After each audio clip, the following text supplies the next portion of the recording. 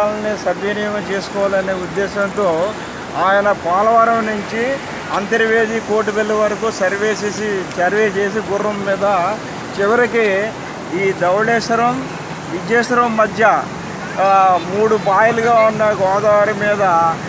Barrage కట్టడం వలన ఆ కాలంలో టెక్నాలజీ అంత అభివృద్ధి చెందలేనందువల్ల పేజ్ కట్టించడం వల్ల ఈ బ్యారేజ్ నిలుస్తుందని ఆలోచించి 3 స్ట్రెచెస్ కింద ధవళేశ్వరం పిచ్చుకలంక ఒక స్ట్రెచ్, పిచ్చుకలంక బొబ్బర్లంక మరొక భాగం, తర్వాత బొబ్బర్లంక మద్దూరులంక ఒక భాగం, తర్వాత మద్దూరులంక నుండి విజయేశ్వరం వరకు ఒక పాయ కింద దీని మీద బ్యారేజ్ కట్టడం జరిగింది. ఈ బ్యారేజ్ వల్ల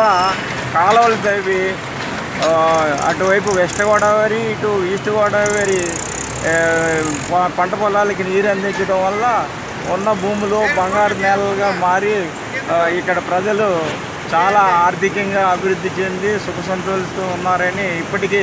సర్ ఆర్థర్ కాటన్ యొక్క బొమ్మని ఒక దేవుడిగా భావించి ఆయన జన్మదినాన్ని తర్వాత వర్ధంతిని చాలా వేడుకగా జరుగుతుంది.